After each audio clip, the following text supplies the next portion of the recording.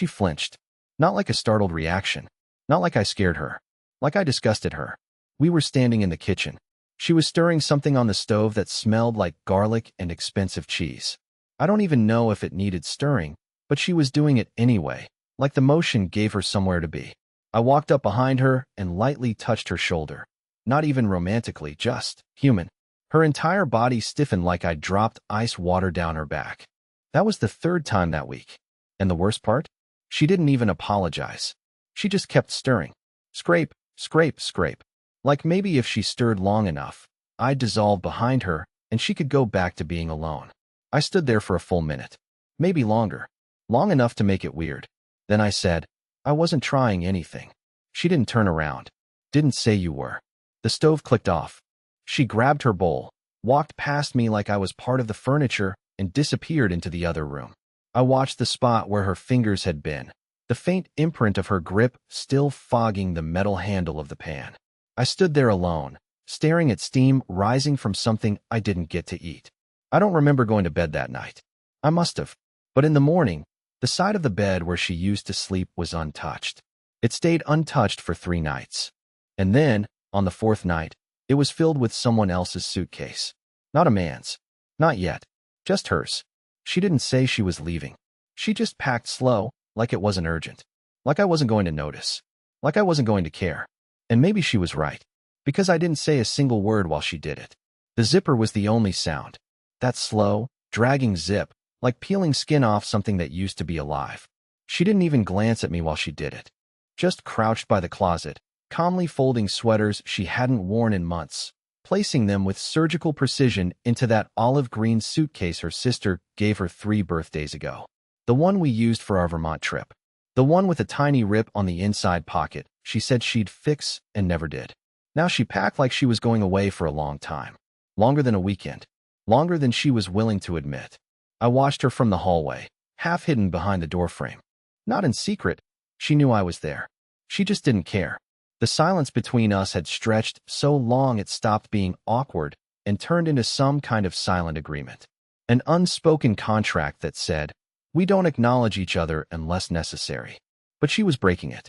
Quietly. Suitcase first. I wanted to ask, where are you going? But I didn't. I wanted to ask, is this permanent? But I didn't. Instead, I said the one thing I knew was safe. Do you want me to call you a cab? She didn't look up. No need. It's not like I'm leaving forever. But that's exactly what it felt like. It was in the way she avoided packing anything that reminded her of me. The hoodie she used to steal off my desk chair? Still hanging there. The Polaroid stuck in the corner of the mirror. Us on the beach, her hair soaked and eyes laughing. She peeled it off gently and slipped it into the trash.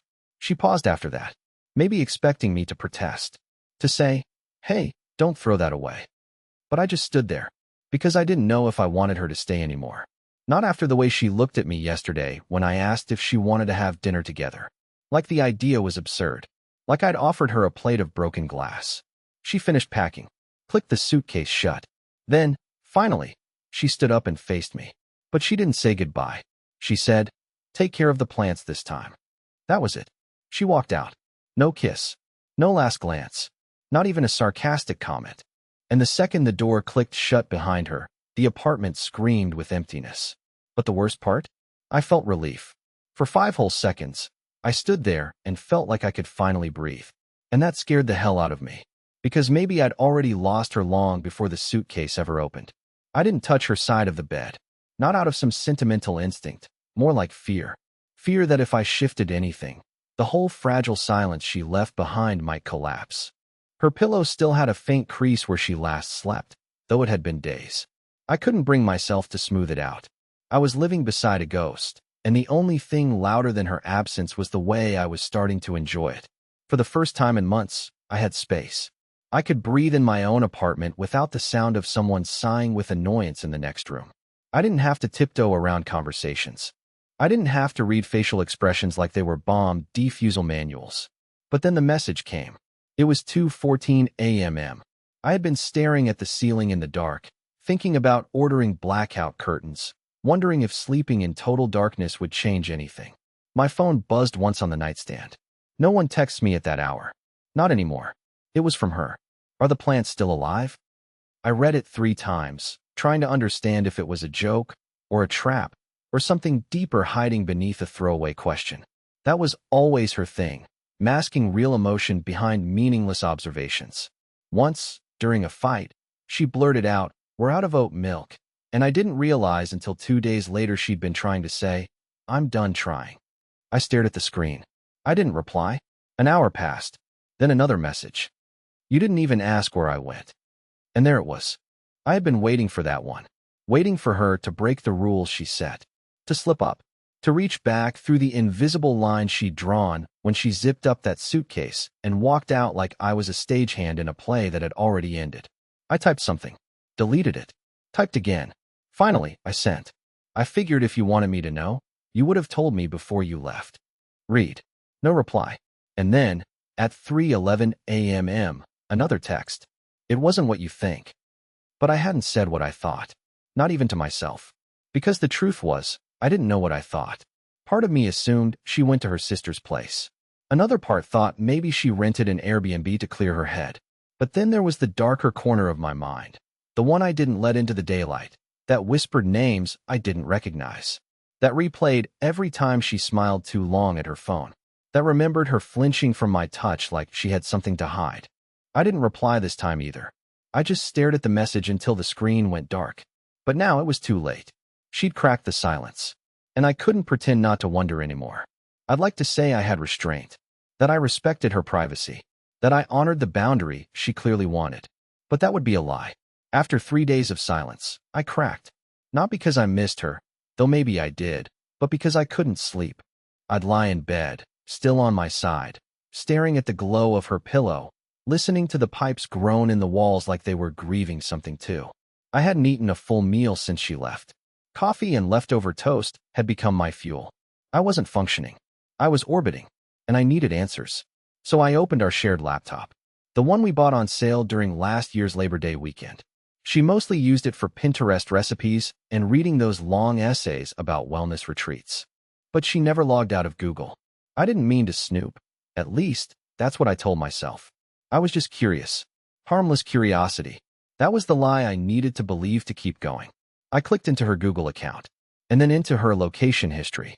The page loaded slowly. My hands were trembling. I thought maybe it would be empty. Maybe she had disabled tracking months ago. Maybe there would be nothing. There was something. Saturday night. A residential address on the edge of town. Not her sister's. Not anyone I recognized. A private home. Not a hotel. Not a retreat. She had been there from 6:02 p.m. until 10:43 a.m. the next morning. Almost 17 hours. I stared at the red dot on the map like it was glowing hot. I zoomed in. Street view. A modest, modern townhouse with a silver hatchback in the driveway. I memorized the number on the mailbox before I even realized what I was doing. I could have stopped there. I should have. But curiosity isn't a harmless thing. It's a door you open with shaking hands. And sometimes, you walk through and never come back the same. I closed the laptop. Sat there in the dark.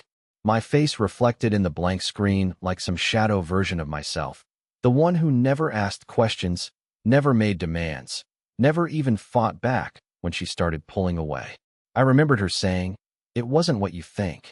So I asked myself, what do I think? Because if it wasn't cheating, if it wasn't another man, then what else could it be? Was she planning something? Was she running from something? Or was I just being paranoid? But something inside me said no. This wasn't paranoia. This was preparation. Something was happening behind my back. And the sickest part? A small part of me wanted it to be cheating. Because at least then, it would finally make sense. It was almost midnight when I heard her key in the door. I hadn't turned on any lights. I was sitting on the floor in the hallway, my back against the wall, legs stretched out in front of me like I'd simply collapsed there earlier and decided never to move. The apartment was still. The kind of still that doesn't come from peace, but from something having died quietly. The lock clicked, and I held my breath. She walked in with a grocery bag and a coat draped over her arm. Her hair was damp from the rain, her expression unreadable. When her eyes landed on me, sitting like a statue in the hall, she didn't flinch. She didn't gasp or stammer or look guilty. She just said, "Why are you sitting there?" I didn't answer. I couldn't. She stepped past me like I was a misplaced chair, set the bag on the counter, took out oat milk, strawberries, and the exact brand of tea I used to make for her during her migraines. I figured you'd be asleep, she said. I stood slowly, the blood heavy in my legs. Where were you? She didn't turn around. I needed time. I nodded, even though she wasn't looking. At 9 Grove Hill. That's where people go to get time? That got her. She paused. Her hand froze mid-reach for the cabinet. How do you know that? She asked. My voice came out quieter than I meant. I checked your location history. She turned, finally. Her eyes met mine, and for a moment, just a flicker, there was fear. Not of me. Not physical fear. The fear of being exposed. Of the carefully constructed silence cracking open. You said you trusted me, she whispered. No, I replied. You said I trusted you. I just never corrected you. The room was too quiet. You could hear the fridge humming, the distant bark of a dog outside, the sound of her breath, uneven, like someone bracing for impact. Is it someone else? I asked, even though I wasn't sure I wanted the answer. She shook her head, slowly. No, it's not that. Then what is it? Her lips parted like she was about to speak, but then they closed again. Her jaw tensed. Her fingers curled around the edge of the counter. You wouldn't understand, she said. The words stung more than I expected. Not because they were cruel, but because they were honest. She'd already decided I wasn't worth explaining anything to. I stepped closer. Try me. She looked at me. Really looked, and for a brief second, I thought she might cry. Or yell. Or confess. Something. Anything. But instead, she walked past me again. Into the bedroom. I followed. She began unpacking her things as if this were a normal Tuesday night. Folding a sweater. Hanging up a scarf. Setting her phone on the nightstand face down. I stared at the suitcase. Same one. Same rip in the lining. Same silence that settled between us like ash. And I realized then, she hadn't come back to fix anything. She'd just gotten tired of wherever she was running to. She came back because it was easier. And I was easy. And that broke something I didn't even know was still intact. A week passed. Maybe more. Time had started to feel muddy. Like I was living underwater and couldn't tell if the days were moving forward or backward. We didn't talk about where she went. We didn't talk about anything real. She unpacked her life like someone returning from a business trip, not a disappearance. Clothes back in drawers. Toothbrush back in the holder. Voice back in the hallway. But not once did she say, I missed you. Not once did she ask if I was okay. She just slid back into the apartment like a bookmark into a story she didn't want to finish. One night, I couldn't sleep. I heard the bathroom light click on around 1 a.m. The glow crept under the door like it was leaking out something sacred. I thought she might be brushing her teeth, or crying, or staring at herself the way people do when they're trying to recognize the version they've become. But then I heard her voice. Not loud, not panicked, calm, even. She was on the phone. I stood by the bedroom door, not touching it, just listening. I knew it was wrong. I knew it made me weak. But I couldn't help myself. She was talking to someone named Brenna. That was the first time I'd heard the name. The conversation was casual at first, something about a candle she left at the other place. Then something about work. But then she said this. I don't know, it's like, he doesn't fight back. Ever. It's like living with fog. I froze. He. Me. I didn't even have to lie, she continued, laughing softly. I just left. And he let me. The words went straight through me. Not like a stab. Stabs are sharp and fast. This was slow. A needle threading into my spine. She paused, then said, I know I should feel bad, but I don't. Isn't that worse? My knees almost gave out. She wasn't cheating. That much was clear. But in some ways, this felt so much worse.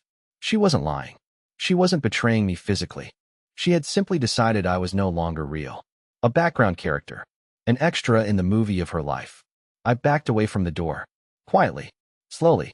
Like a thief stealing nothing but air. I lay back down in bed and stared at the ceiling until my eyes dried out from blinking too little. She came back into the room minutes later, slipped under the blanket, and turned away from me without a word. As if we hadn't just shared a moment I'll never forget. One she didn't even know happened. And that's when I knew. She didn't hate me. She just didn't see me anymore. And being invisible to the person you love might be the most violent kind of loneliness. After that night, something in me hardened. Not in an angry way. I didn't yell. I didn't confront her. I didn't demand explanations or force tears or wave printed screenshots like a wounded detective with a fragile ego. No, That would have made me feel like I still cared. What I did instead was pretend. I stopped asking where she was going. I stopped noticing when she came home late. I stopped making her coffee the way she liked. 2 sugars, a splash of oat milk, cinnamon dusted on top like it meant something. I made mine, and mine only. I ate my dinner in silence. I folded my own laundry.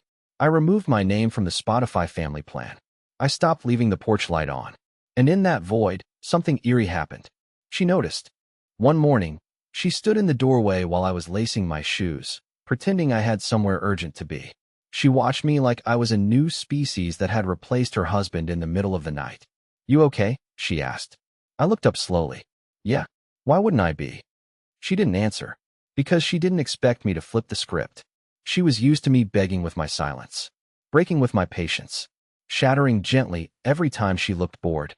But now, I was fogged with direction. We started passing each other like co-workers who used to sleep together. Cordial, empty, polite in a way that felt cruel. And I kept the act going. Until I realized something terrifying. She was studying me.